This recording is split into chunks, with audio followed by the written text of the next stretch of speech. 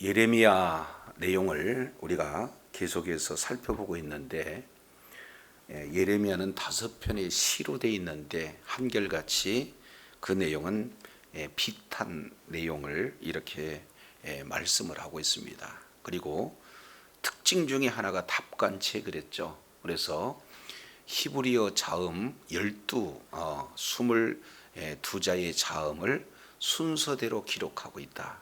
그래서 답관체 그러는데, 하나님께서 답관체에 대한 주신 의도가 있죠.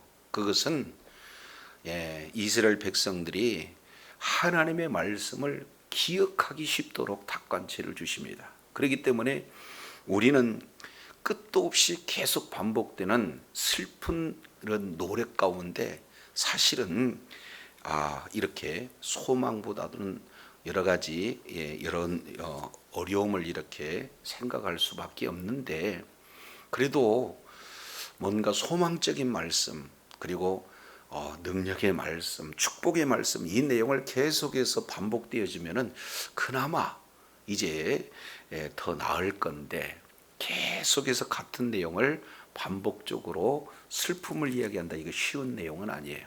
그래서 우리 가지고 있는 그런 사고와 히브리인들이 가지고 있는 그 사고에 조금 차이점이 있다라는 것을 볼 수가 있어요. 그들은 철저하게 이 역사에 대해서 잊지 않고 과거를 이제 현재의 모습으로, 그리고 이 현재의 모습을 이제는 미래의 모습까지 연결시켜서 자카르라고 하는 기억하다라는 그 뜻의 의미는, 과거에 하나님께서 베풀어 주셨던 그 사건이 현재 나와 무슨 연관이 있냐 그 말이죠. 홍해 사건, 또 여러 가지 바벨탑 사건, 그리고 오늘 말씀하고 있는 바빌론 포로, 이런 어떤 생활 사건, 이것은 한낱 그들의 이야기가 아니겠는가, 우리는 이렇게 생각할 수 있잖아요. 그런데 과거에 지난 그 이야기가 현재를 살고 있는 우리와 동일한 선상에서 이렇게 되어지는 것은 바로 믿음이라고 하는 큰 고리가 걸려 있으면은, 그때 그곳에서 있었던 그 사건은 그들만의 사건이 아니라 현재 우리가 살고 있는 오늘날 나의 사건으로 연결되는 것은 믿음이 결부되었을 때 가능하다 그 말이에요. 그렇기 때문에 성경은 이야기책이 아니라 성경의 하나님의 말씀을 믿는 믿음으로 그때 이야기가 그들의 이야기가 아니라 현재의 나의 이야기가 되어지고, 동시에 이제는 과거에 있었던 일이 현재 나에게 주어진 내용일 뿐만 아니라 하나님과의 관계 속에서 앞으로 계속해서 살아가야 할 미래까지 연결된 단어가 자카르, 바로 기억하다라는 그런 뜻이 되겠죠. 그래서 이제 한번 생각해 보세요. 이제 예루살렘이 멸망하게 되어지면은 그들의 생명과 똑같은 성전이 다 무너집니다. 그 성읍 사람들이 다 불타서 없어지고 뿔뿔이 헤어지고 도망가고 죽고 결국에는 포로로 끌려가는 그런 어떤 상황이에요. 거리마다 아이들의 절규의 그런 울음소리가 나가요. 이런 어떤 상황 속에서 이렇게 논리적이고 아주 이런 비탄을 이렇게 체계적으로 기록한다는 것은 쉬운 일이 아니죠. 그런데 히브리 자음에 맞춰서 22자씩 이렇게 하는 것은 하나님께서 그때 왜 그들이 그런 이 절망 가운데 있을 수밖에 없는가, 그 내용을 과거의 사건으로 이렇게 치우치는 것이 아니라 이 사건을 계속 기억해서 우리가 현재를 살고 또 믿음으로 앞으로 미래를 살아가야 할 우리들에게 주신 메시지기에, 바로 오늘 이 애가는 겉으로 지금 표현된 내용은 슬픔이지만 우리가 이 말씀을 타산지석으로 삼고 하나님의 말씀에 벗어났을 때의 참상이 어떠한가를 우리가 바로 깨닫고 이제 어찌하든지 하나님의 말씀과 가까이 하나님 안에 이렇게 있는 그런 믿음을 이렇게 우리가 견지할 때 하나님께서 주신 은혜가 크게 될 줄로 믿습니다. 자, 그런 차원에서 예레미야 예가 4장 이 내용은 크게 세 단락으로 구분해서 볼 수가 있어요. 1절에서 10절까지 조금 더 확대한다면 12절까지 이 내용을 통해서 보면은 이제 예루살렘 성이 포위를 당했을 때의 그 정황을 자세히 이렇게 기록하고 있습니다. 이어서 13절부터 20절까지 이 내용을 통해서 보면은 왜 그렇다면 예루살렘이 바벨론에 의해서 철저하게 이렇게 포위를 당할 수밖에 없었던가 하는 그 이유에 대해서 말씀을 하고 있고, 그래서 포위 당한 이유뿐만 아니라 마지막 2절 이 내용은 미래에 대한 희망을 말씀을 하고 있어요. 그래서 21절, 22절 이 내용을 통해서 살펴보게 되어지면 이제 연약함 속에서도 슬픔 가운데도 절망 가운데도 희망을 주시는 메시지가 소개가 되고 있습니다. 오늘 이런 차원에서 4장 1절로 10절까지 내용을 통해서 전에는 이제는 이라고 하는 제목을 가지고 우리가 은혜를 나누고자 합니다. 먼저 배경 한번 보시죠. 4장 5절 맛있는 음식을 먹던 자들이 외롭게 거리에 있으며 언제는 이전에는 밑줄 치세요.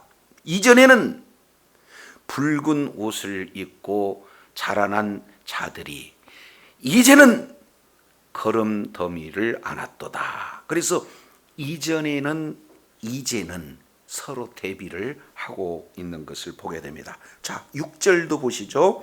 전에 밑줄 전에 소돔이 사람의 손에 대지 아니하였는데도 순식간에 무너지더니 이제는 밑줄 내 딸 백성의 죄가 소돔의 죄악보다 무겁도다. 그래서 전에 이제 지금 오늘 예레미야 선지자는 전과 이전에 대한 내용들을 비교해서 말씀을 하고 있습니다. 자, 이것이 결론적으로 7절 전에는 이렇게 말씀을 하고 있고 8절에는 이제는 이렇게 표현하고 있습니다. 그러니까 전에는 이제는 서로 똑같은 장소, 똑같은 백성인데 전과 그리고 이전 그리고 이 내용이 대조가 되어서 말씀을 하고 있습니다. 이걸 조금 더 시제로 본다면 과거에는 화려했다는 거예요.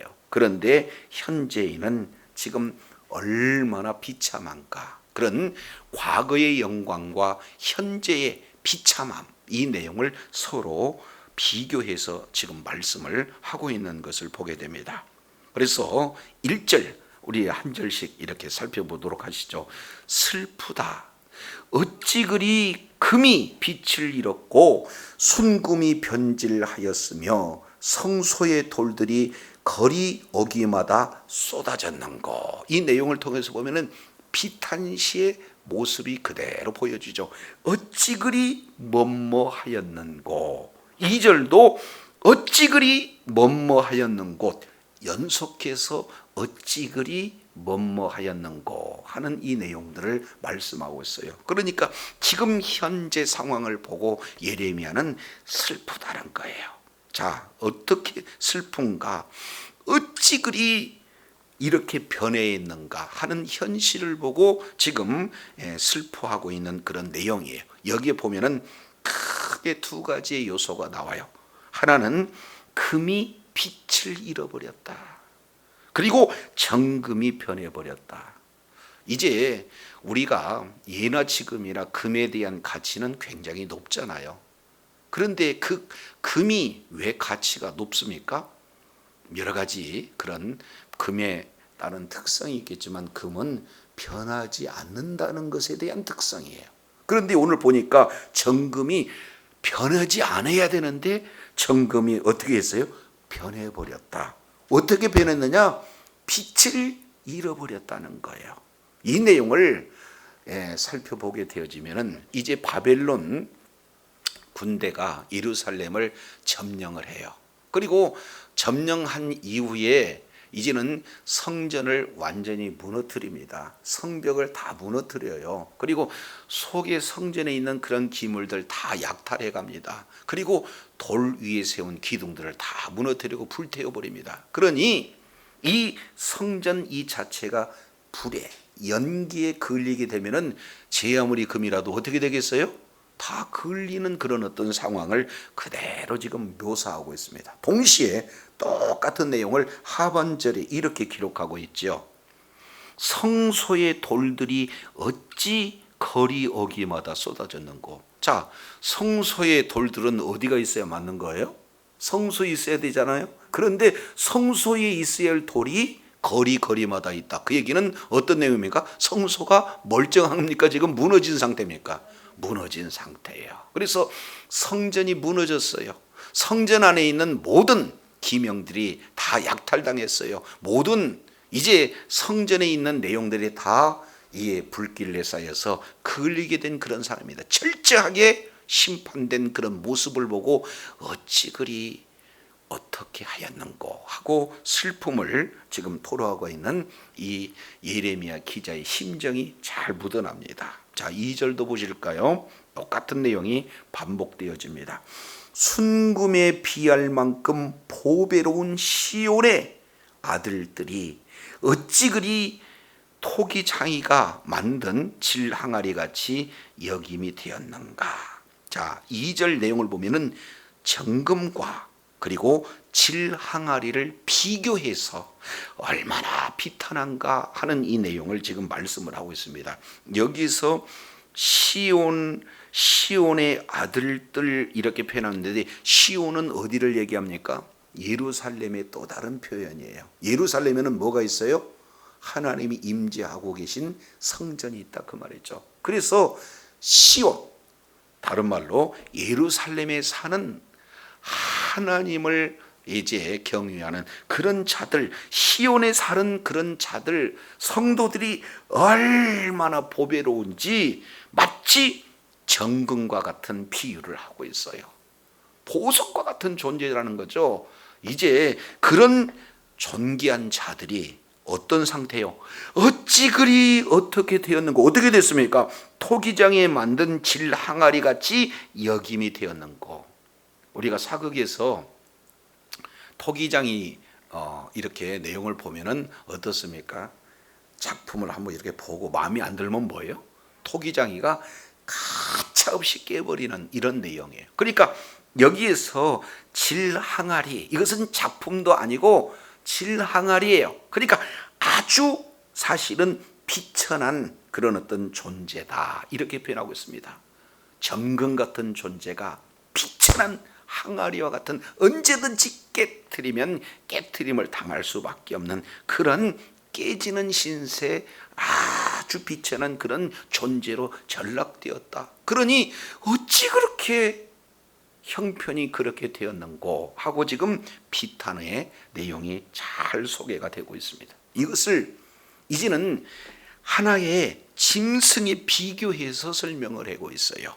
그래서 지금 전체 이 내용을 통해서 보면은 1절은 얼마나 예루살렘이 지금 회파되었는가 하는 그 내용을 말씀을 하고 있다면 2절에는 정금과 질항아리를 비교해서 3절은 들깨와 타조를 비교해서 말씀을 하고 있습니다.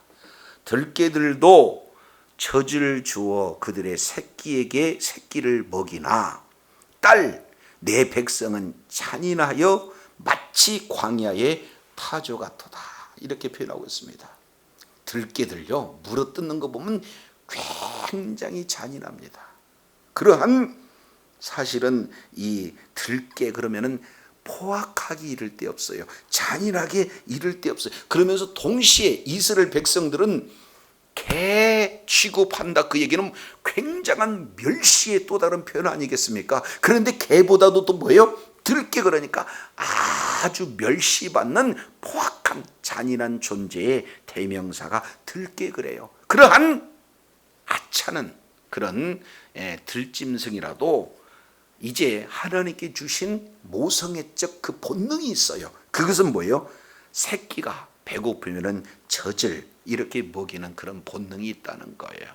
그런데 처녀 내 백성은 그보다도 더 잔인하다. 들깨보다도 잔인해요. 마치 목과 같다, 광야의 타조 같다. 지금 이렇게 표현을 하고 있습니다. 이것은 광야의 타조가 어떻길래 지금 이렇게 표현을 할까? 이 내용은 하나님께서 직접 욥기서에 나오는 욥에게 타조의 상태를 잘 이렇게 묘사하고 있습니다. 우리 잠깐 욥기서 39장을 한번 보겠습니다. 욥기서 39장 13절 내용을 통해서 보면은 타조에 대해서 하나님께서 욥에게 말씀하고 있는 내용이에요. 타조는 즐거이 그 날개를 친다마는 그 깃과 털이 인자를 베푸느냐? 그러니까 타조가 날개를 즐거이 친다고 하지만 인자가 없다는 거예요. 왜 그럴까요?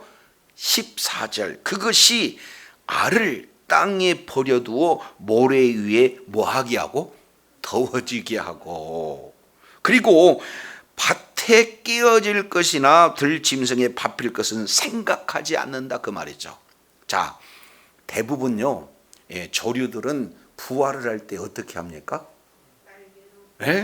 날개, 그 부드러운 날개로 알을 품어요. 그러면은 그 온 몸에 있는 열기, 체온이 알에게 이렇게 접촉이 되어서 부화하는 그런 내용이 일반적 조류 아니겠습니까? 그런데 타조는 이렇게 깃도 있고 털도 있음에도 불구하고 타조의 부화하는 방법은 어떻게 되느냐? 알을 낳아요. 그리고 모래에다가 알을 숨깁니다. 그리고 모래를 덮어요. 그러면은 모래의 열기로 부화하게 만드는, 그러니까 자기 희생이 없다는 거죠. 타조의 그런 경우. 그러면 모래에 묵다가 보면은 하나님이 지금 뭐라고 말하고 있습니까? 혹시 거기를 걸어가다가 발로 밟아보면은 알이 어떻게 되겠어요? 깨져버리잖아요. 그리고 들짐승이 발로 밟는다 그러면 깨져버리잖아요. 그런 거 생각하지 않고 알을 모래 위에 놔서 그냥 덮어가지고 모래의 열기로 부화하는 그런 방식이 타조의 방식이다. 그래서 16절 이렇게 평가합니다. 그 새끼에게 무정하다. 그래서 제 새끼가 아닌 것처럼 해서 그의 뭐예요? 고생하는 것이 헛되게 될지라도 전혀 신경 쓰지 않는 것이 타조다. 그래서 타조를 하나님께서는 지금 이렇게 표현을 하고 있어요. 근데 이 타조와 같은 자가 누굽니까? 이스라엘 백성들의 그런 상태다라는 것을 볼 수가 있어요. 이제 들깨조차도 내 백성보다도 낫다. 들깨들의 그 잔인성보다 내 백성들의 잔인이 더하다. 마치 타조처럼 최소한 자기 새끼에게 젖은 먹여야 되는데 자기 새끼를 돌보지 않고 오직 자기만 살겠다 하는 거예요. 왜 그럴까요? 뒤에 봅니다. 4절. 자, 이제 예레미야 4장 4절. 젖먹이가 목말라서 혀가 입천장에 붙으며 어린 아이들이 떡을 구하나 띄워줄 사람이 없도다. 그러니까 결국 여기에 가장 연약한 존재 누가 나와 있어요? 젖먹이, 어린아이. 이들은 자기 힘으로 무엇을 할 수 있는 존재가 못 돼요. 가장 연약한 존재 아니에요. 그런데 어미조차도 그 아이를 버려버리는 지금 상황에 놓여 있다 그 말이죠. 왜 이렇게까지 이들이 비참한 이런 상황을 맞이했을까? 이 부분을 계속 대조해서 지금 말씀을 하고 있어요. 자, 그렇다면 5절 우리가 이제 살펴본 내용 가운데 비교해요. 과거 너희들의 모습은 어땠고 현재 너희들은 어떤 내용인가? 비교해서 말씀하는데 5절 이렇게 말씀합니다. 맛있는 음식을 먹었던 자들이 과거에 맛있는 음식을 먹었다는 거예요. 그런데 현재 외롭게 거리에 있으며 이전에는 붉은 옷을 입고 자라난 자들이었는데 이제 현재는 거림더미를 안았도다. 지금 이렇게 완전히 과거와 현재를 대조해서 지금 말씀을 하고 있어요. 여기에 5절 맛있는 음식을 먹었다. 이거 그런데 지금은 거리에 외롭다. 그 얘기는 거리에서 노숙자와 같은 그런 내용이에요.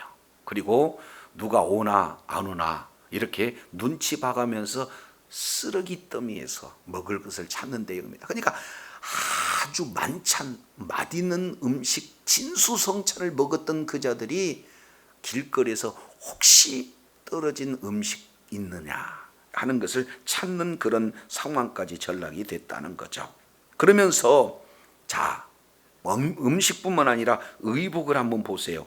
붉은 옷을 입었다. 이 붉은 옷이라고 하는 것은 귀족들만 입을 수 있는 그런 옷이에요. 왜 그러냐면 붉은색 이 염료가 쉽지 않거든요. 그렇기 때문에 아주 값이 많이 나가는 그런 천입니다. 그때 당시에. 그러니까 귀족 왕 같은 자들만 입을 수 있는 옷이 붉은 옷이에요. 그런데 이들은 거름더미에 안았다. 이렇게 표현을 하고 있어요. 그러니까 이제는 거름더미에 안아서 자기의 그런 어떤 수치를 가릴 뿐만 아니라 먹을 것을 거름더미에서 찾고 헤매는 그런 수준으로 지금 전락됐다는 거예요. 자, 그러면 이 내용이 귀족들도 이런 정도라면은 사실은 이런 보통 백성들의 경우에는 이보다도 더한 참상 아니겠어요? 이것을 지금 비교해서 설명합니다. 6절 또 전에는 이제는 이렇게 말씀을 하고 있어요.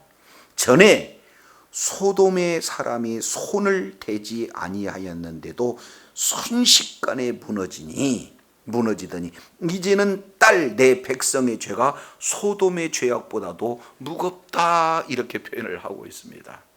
잘 아시겠지만 성경에서 가장 죄악의 그따른 심판을 설명할 때는 소돔과 고모라를 대부분 이렇게 인용하고 있잖아요. 그만큼 그들은 이제 아주 죄악 가운데 하나님께 죄악으로 말미암아 심판을 받은 전형적인 그런 어떤 모습 아니겠어요? 그런데 소돔과 고모라보다도 더한 죄를 지었는데 그 죄를 짓는 자가 누구예요? 내 백성이라는 거예요. 그래서 내 백성의 죄, 소돔 고모라의 죄 보면은 소돔 고모라의 죄가 더 가볍다. 지금 이렇게 말씀을 하고 있어요.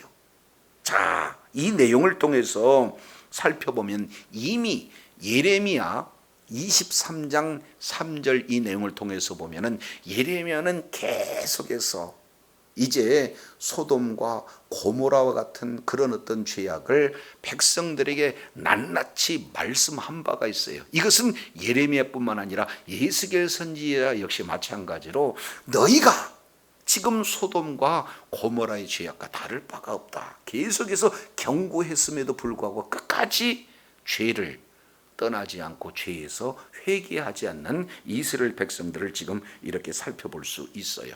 자, 그러면 여기서 한 가지 단서, 힌트가 지금 소개가 되고 있는데 왜 이들이 이렇게 철저하게 전에는 그렇게 영화로웠어요. 그러나 지금 현재는 이렇게 하나님의 징계를 받아서 비참한 상태가 되었는가? 원인은 왜 그래요? 죄악 때문이다. 그 죄악은 소돔과 고모라의 죄악보다도 더한 그런 죄다라는 사실을 이렇게 말씀을 하고 있는 것을 보게 됩니다. 자, 그래서 7절 이것을 이제 종합해서 과거와 현재를 정확하게 대비해서 지금 말씀을 하고 있습니다. 자, 7절 한번 보실까요? 전에는 존귀한 자들의 몸이 눈보다 깨끗하고 젖보다 희며 산호들보다 붉고 그들의 윤택감이 뭐예요? 갈아서 빛낸 청옥과 같다 이렇게 표현하고 있습니다. 전에 있는 그 상태를 지금 아주 자세하게 이렇게 표현을 하고 있어요. 4가지. 눈보다 희다, 젖보다 희다, 산호보다 붉다, 그리고 이 청옥보다도 아주 뭐예요? 윤택하다라는 것을 말씀하고 있습니다. 그러면 여기서 한결같이 산호 그리고 청옥 그리고 이런 이 내용들은 아주 존귀한 것들의 또 다른 표현이거든요. 그러니까 세상에서 존귀한 것보다도 더 존귀하다. 그러니까 지극히 존귀한 자들, 지극히 영화로운 자들, 이렇게 지금 표현을 하고 있어요. 이것을 7절에 이렇게 표현합니다. 전에는 뭐한 자들이? 존귀한 자들이. 여기서 존귀한 자들의 원어를 살펴보면 여기에 나시린을 이렇게 말하고 있어요. 나시린. 그러니까 나실이라고 하는 것은 하나님 앞에 구별된 존재다 라는 뜻이 나실인의 그런 어떤 뜻이잖아요. 근데 그 나실인이 뜻이란 것은 하나님 앞에 구별된 그리고 하나님 앞에 바쳐진 그런 존재의 뜻도 있지만 아주 존귀한 자다라고 하는 그런 어떤 뜻도 잘 이렇게 들어가 있는 단어가 나실인 속에 들어가 있는 그런 내용이에요. 그러면 이 나실인이라고 하는 내용은 1차적인 내용은 앞에 우리가 5절에도 살펴봤을 때 사실은 종교적 지도자, 정치적 지도자, 아주 최상위 계층 이런 자들을 포함하고도 있지만 실제 두 번째 의미는 이스라엘 백성들, 하나님께서 거룩하게 구별된 하나님의 백성들을 일컬어서 존귀한 자 이렇게 지금 말씀을 하고 있는 거예요. 그래서 이런 존귀한 자들을 눈보다도 희다는 거예요. 젖보다도 희다는 거예요. 산호보다 붉다는 거예요. 그리고 윤택감이 청옥보다도 더 귀하다. 지금 이렇게 표현을 하고 있습니다. 세상에 가장 존귀한 것보다 비교할 수 없는 그 존귀함이 하나님의 눈에 보여진 이스라엘 백성들이라는 거예요. 이런 자들이 하나님과 관계가 무너지니까 하나님의 길에서 떠나니까 어떤 상태로 전락이 되었습니까? 8절 내용을 보니까 뭐라고 표현을 하고 있나요? 이제는 그들의 얼굴이 숯보다 검고 그들의 가죽이 뼈들에 붙어 막대기같이 말랐으니 어느 거리에서든지 알아볼 사람이 없었도다. 뭐 지금이야 이제는 많은 먹거리가 풍성하기 때문에 대부분 어떻게 하면 적게 먹고 어떻게 하면 다이어트 하려고 하는 이런 시대적인 상황에서 이건 좀 이해할 수가 없는 거죠. 자, 이 내용을 통해서 보면은 사실 잘 먹고요. 이제 오동통한 그런 어떤 내용을 보면은 피부도 아주 밝습니다. 힙니다. 그리고 존귀해요. 눈에 확 띕니다. 그런데 병원에 가서 보게 되면은 환자들 내용을 통해서 보면은 오랜 동안 질병에 계속해서 이제 노출되어 있던 이런 분들 내용을 보면은 가죽이 뼈가 딱 붙어 있는데요. 살은 이제 어디로 갔습니다. 그리고 얼굴 보면은요, 얼굴이 그냥 우유빛처럼 하얗습니까? 아니면은 거무죽죽합니까? 그러면 거무죽죽 지금 하고 있다. 지금 이렇게 표현하고 있는 거예요. 자, 이런 상황을 보면은 한마디로 비참한 존재들 이렇게 표현해요. 그러니까 7절은 아주 지극히 영화로운 존재의 모습이라면 8절은 아주 비참한 존재들의 모습을 잘 표현하고 있어요. 전에는 이렇게 영화로웠던 자들이 지금은 왜 이렇게 비천한 그런 자가 되었을까? 지금 이 계속해서 오늘 예레미야 선지자는 비교해서 말씀을 하고 있는 것을 보게 됩니다. 이제는 죽음으로 비교를 해요. 9절입니다. 9절 칼에 죽은 자들이 주려 죽은 자들보다 나음은, 여기서 두 종류의 죽음이 대조해서 나옵니다. 하나는 칼에 죽은 자들이 있고 또 하나는 굶어서 주려서 죽는 자들이 있다는 거예요. 그러면은 이 두 죽음의 공통점은 뭡니까? 칼에 죽든 굶어 죽든 죽는 것이에요. 비참한 그런 상태를 죽음으로 지금 표현하고 있습니다. 그런데 그 죽음에도 대조해서 지금 말씀하고 있어요. 그래서 예레미야 선지자는 어떤 죽음이 더 비참한 죽음이라고 그래요? 칼에 죽은 것이 낫다. 여기서 칼에 죽었다라고 하는 것은 그 시대적인 정황을 이렇게 살펴보면은 이제는 바벨론 군대가 예루살렘을 에워싸요. 에워싸면 성 안으로 들어갈 수도 없고 성 안에 있는 사람들은 성 밖으로 나올 수도 없어요. 그러면 시간 속에서 성 안에 있는 저장된 음식은 시간 속에서 떨어지게 될 수밖에 없잖아요. 그러면 아무리 존귀한 자다 할지라도 먹을 것이 없으면 나중에는 어떻게 됩니까? 거름더미를 뒤질 수밖에 없는 그런 어떤 상황이 돼요. 조금 지내면은 얼굴이 희게 되어 있던 그런 자들이 뭐예요? 살이 빠지고 이제는 뼈와 살이 그냥 맞닥뜨고 얼굴 보면은 검으니까 아니 얼마 전에 봤던 그 얼굴이 당신이 맞습니까? 알아볼 사람이 없을 정도로 비참한 그런 어떤 상태가 되어져요. 자, 이런 상황 속에서 그래도 바벨론과 한번 싸워야지 해서 바벨론과 전쟁을 해서 죽은 자들을 칼에 죽은 자들 이렇게 표현하고 있습니다. 그러나 싸우지 않고 함락될 때까지 굶어서 죽는 그런 어떤 자들을 여기에 줄여 죽는 자. 그러면은 공통점은 죽는 거 있지만 그 과정을 통해서 보면은 고통의 기간은요, 칼에 죽은 사람은 잠깐 고통이 있지만 죽음이 당하지만 구려 죽는 사람들은 어떻게 돼요? 그 고통은 길고 중하고 오래된 것을 볼 수가 있어요. 그러니까 칼에 죽는 자가 오히려 부러울 때가 줄여 죽는 자들이 더 부럽다. 지금 이렇게 표현을 하고 있어요. 이유를 9절 하반절에 자세히 기록하고 있습니다. 왜 그럴까요? 토지 소산이 끊어졌다는 것, 먹을 것이 없다는 거죠. 그들은 찔림을 받는 자처럼 점점 쇠약하여 감이라 이렇게 표현하고 있어요. 예를 들어 가지고 이제는 칼에 맞았는데 이 칼에 막 염증이 나고 아주 막 살이 썩어 들어오고 이런 어떤 내용이 어떻게 돼요? 점점 쇠약해서 이제 목숨을 앗아가는 쪽으로 점점 그 죽음이 몰려오고 있는 그런 어떤 상황이에요. 그러니 칼에 단번에 죽었으면 좋았을 걸 하는 이런 어떤 내용이라는 거예요. 자, 그러다가 보니까 이제는 이런 싸우다가 부상당해서 죽음을 맞이하고 있는 그런 한 부류와 10절 이 내용은 굉장히 불행한 그런 어떤 모습이죠. 10절 한번 보실까요? 딸 내 백성이 멸망할 때에 자비로운 부녀들이 자기들의 손으로 자기 자녀들을 뭐요? 삶아먹어. 아니 어떻게 모성애가 있는데 어떻게 천륜이 있는데 이 천륜을 끊고 자기 자녀를 삶아 먹을 수 있는 게 과연 상상이나 될 수 있겠어요? 그런데도 된다는 거죠. 왜?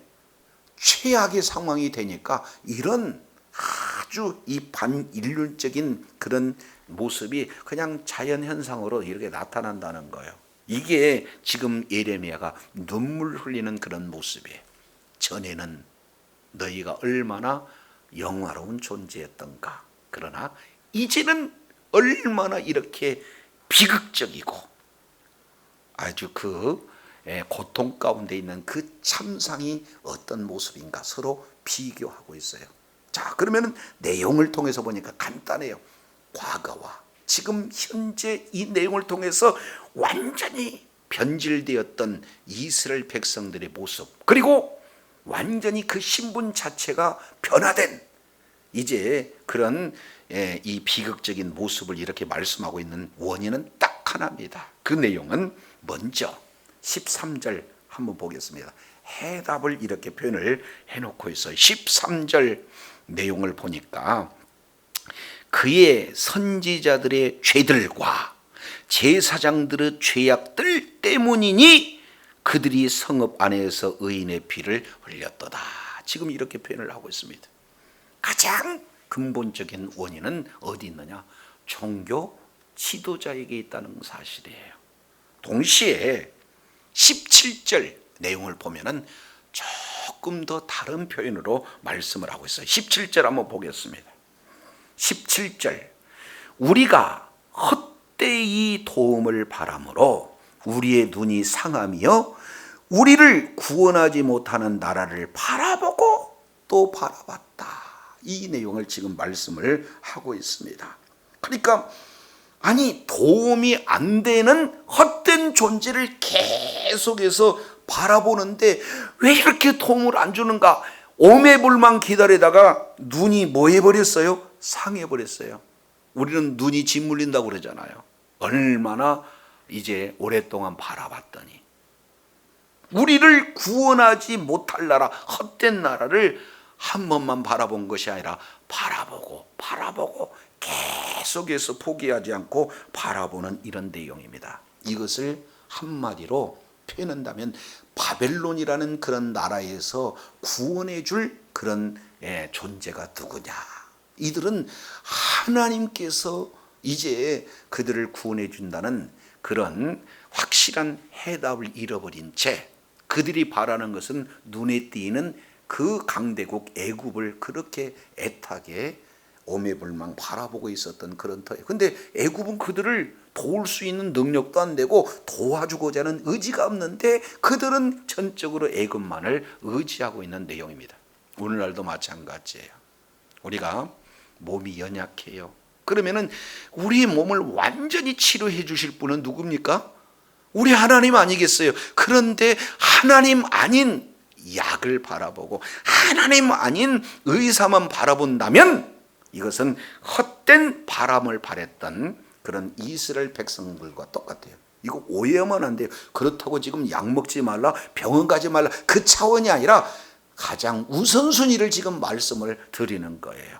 오늘 내용을 통해서 보면은 죄라고 하는 것은요, 의지할 대상이 아닌 의지할 수 없는 자를 의지하는 것이 죄악이고, 그 죄악이 결국에는 누구로부터 시작되느냐? 지도자로부터 시작됐다는 거예요. 어떻게든지 인기에 영합하고, 그리고 어떻게든지 마음을 평안하게 해주고, 잘못된 것을 지적하기보다는 오히려 이제 근본을 파헤쳐서 돌이키지 못할 정도로 이제 잘못된 자리에 책망하지 아니하므로 오해 그 자체를 진리인 양 호도하는 이런 지도자의 그런 어떤 잘못된 모습이 그대로 드러나요.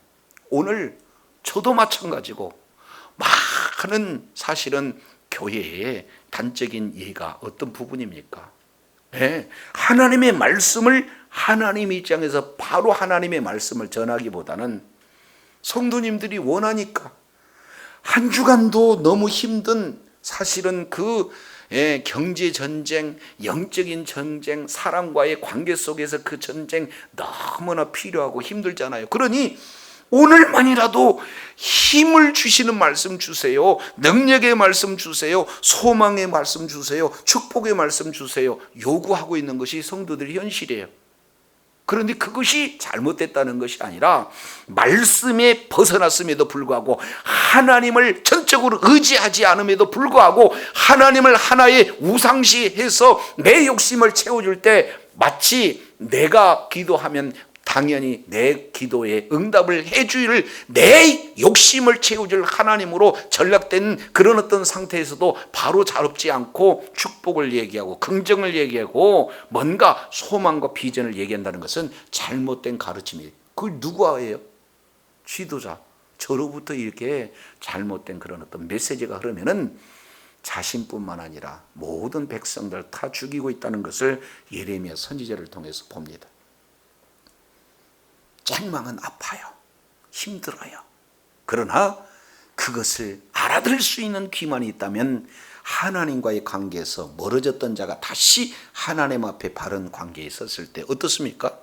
이제는 바로 이제는 이런 환경이 재역전돼서 보배롭고 영원한 존재로 우리 주님께서 바로 세워주실 줄로 믿습니다. 자, 이제 한 군데 보고 마칠게요. 자, 에베소서 2장. 에베소서 2장 내용을 통해서 보면 반대예요. 자, 에베소서 2장 1절. 너희의 허물과 죄로 죽었던 너희를 살리셨도다. 그때에 너희가 그 가운데서 행하여 이 세상 풍속을 쫓고 공중 권세를 잡은 자를 따랐으니 곧 지금 뭐예요? 불순종의 아들들 가운데 역사하는 영이다. 이렇게 지금 말씀을 하고 있습니다. 너희가 그 가운데 행했다는 것은 1절 허물과 죄로 죽었던 너희를 살렸도다. 그러니까 허물과 죄악 가운데 행했다는 거예요. 그잖아요. 이 세상에 모두가 다 허물 죄악 가운데 다 있어요. 그런데 우리는 그것이 너무 익숙해요. 그래서 세상 풍속 따라갑니다. 하나님 앞에 찬양하고 하나님 앞에 예배하는 것은 아주 힘들어요. 그런데 가가지고 술 먹고 또 뭐예요? 가서 춤추고 이런 내용들은 너무 익숙해. 그잖아요. 그런데 이런 영적인 내용이 뭡니까? 불순종의 아들들 가운데 역사하는 영, 그러니까 악한 영에 속아버렸기 때문에 하나님의 말씀대로 살기보다는, 하나님을 찬양하게 살기보다는 내 육신적인 쾌락과 즐거움을 따라가는 인생이 바로 우리들의 모습이라는 거죠. 그래서 2장 3절 내용은 본질적으로 이렇게 표현합니다. 전에는 우리도 다 그 가운데 행하여 우리 육체의 욕심을 따라갔다. 육체의 마음이 원하는 것들을 했다. 그래서 다른 이들과 같이 본질상 뭐였어요? 그렇습니다. 지금 진노의 그 결과 예레미야 시대 때 얼마나 그 엄청난 진노가 나타나는 거예요. 그러니까 우리가 예레미야 시대의 그 상황과 똑같은 상황이라는 거예요. 그런데 예수님께서 우리들에게 엄청난 은혜를 주셨습니다. 그래서 자, 이렇게 표현해요. 2장 8절 너희가 그 은혜를 인하여 믿음으로 말미암아 구원을 얻었나니 이제 너희에게 난 것이 아니요 뭐요? 하나님의 선물이라.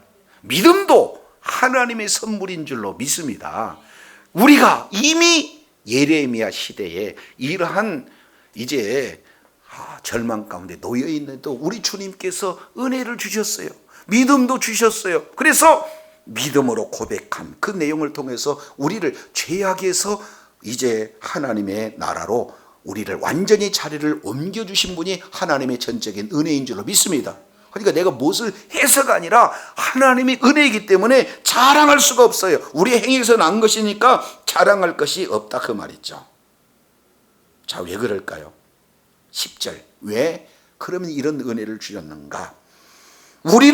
우리는 그의 만드신 바라 그리스도 예수 안에서 선한 일을 위하여 지으심을 받은 자니 이 일은 하나님이 전에 예비해서 우리로 그 가운데 행하게 하려 함이라.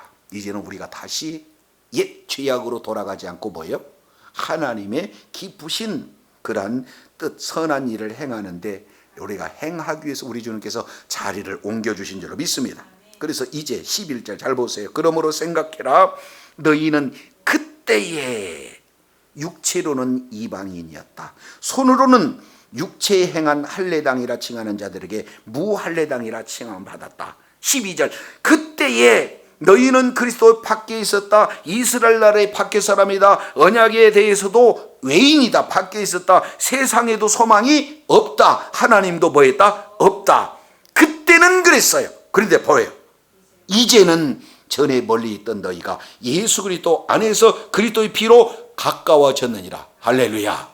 그래서 전에는, 이제는 이 내용도 예수 그리스도를 중심으로 해서 예수님을 온전히 믿는 이전과 예수님을 믿는 이후 우리의 변화된 우리의 신분의 모습을 잘 이렇게 말씀을 하고 있는 것을 볼 수가 있습니다. 자, 뒤에 한 군데 이제 보고 마치겠습니다.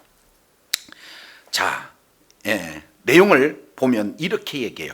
19절 그러므로 이제부터는 너희가 외인도 아니고 손님도 아니고 오직 성도와 동일한 시민이요 하나님의 뭐다? 권속이다. 하나님의 자녀요, 하나님의 식구요, 하나님의 생명으로 이제는 우리가 거듭난 존재인 줄로 믿습니다. 그래서 이제 예레미야 애가 4장에서는 전에는, 이제는, 전에는 너희가 하나님의 백성이고 하나님의 진리 안에 거하고 하나님과의 긴밀한 관계가 이뤘을 때는 아주 영원로운 그런 존재였는데 죄악을 이제 범함으로 말미암아 하나님과의 관계가 이제 뭐예요? 멀어졌을 때 얼마나 비참했는가를 정확하게 보여줬어요. 그런데 우리 일은 어떻게 됩니까? 전에는 이제 멸망받을 수밖에 없는 존재인데 예수 그리스도를 믿는 믿음으로 말미암아 우리는 보배로운 존재가 되어진 줄로 믿습니다. 그러면 우리가 앞으로 어떻게 살아야 될 것인가? 이스라엘 백성들을 우리 잘 알겠지만 애굽에서 뭐 하고 있었어요? 종노릇하고 있잖아요. 그런데 하나님께서 이스라엘 백성들을 종노릇했던 노예 생활했던 그들을 우리 주님께서 하나님의 자녀로 이끌어 주신 분이 전적인 하나님의 은혜인 줄로 믿습니다. 그러면 하나님의 은혜를 잊지 않게 되어지면 어떻게 돼요?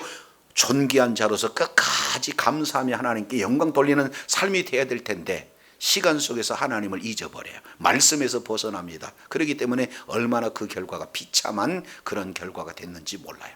이런 역사 속에서 이제는 우리는 사탄 마귀의 종이 되었고 죄악의 종이 되었어요. 지옥 자식이었어요. 소망이 없었던 존재입니다. 그런데 우리 주님께서 예수 그리스도의 십자가의 보혈로 우리를 대속해 주셨기 때문에 우리는 죄악에서 사망에서 생명으로 옮겨진 존재인 줄로 믿습니다. 그러면 예수 그리스도를 믿는 믿음을 가진 우리가 끝까지 하나님의 그 사랑, 예수 그리스도의 십자가의 그 은혜를 잊지 않는다면 오늘 현재 주어지는 이 속에서 하나님과 긴밀한 교제가 이루어지고 하나님의 기쁨이 되는 삶을 사는 자리에 있을 때 우리 하나님이 더욱더 귀하게 존귀하게 영화롭게 하나님께서 써주실 줄로 믿습니다.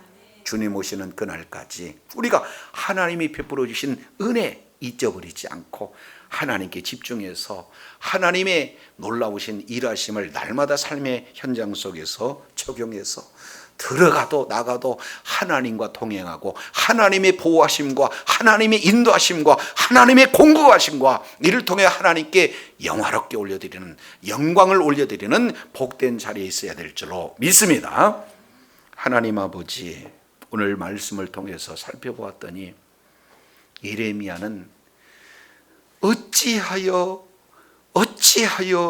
우리의 처지가 이렇게 되었던고 하고 과거의 영화로운 상태와 지금 현재 비참한 상태를 비교하면서 그 이유는 단 하나, 죄악 때문이라는 사실을 정확하게 보여주고 있습니다.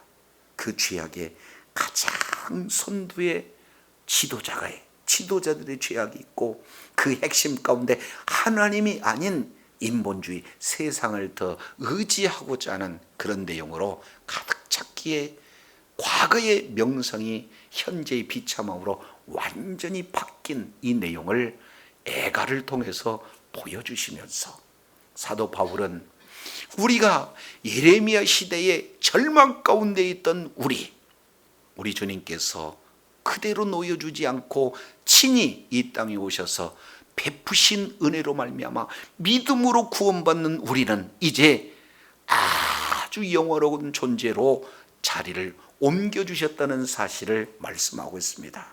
보라, 이제는 새 것이 되었도다. 고린도후서 5장 17절 이하 말씀을 통해서 다시 한번 우리 존재가 어떠함을 말씀해 주셨사온즉 끝까지 예수 그리스도 안에서 하나님의 말씀 안에서 존귀한 자로 끝까지 주님 앞에 영광 돌리며 끝까지 하나님의 뜻을 이루며 하나님 나라 확장하는 일에 존귀하게 쓰임 받는 주의 사랑하는 자녀들 다 되게 하여 주시옵소서. 감사드리며 우리 구주 예수 그리스도 이름으로 기도드립니다. 아멘.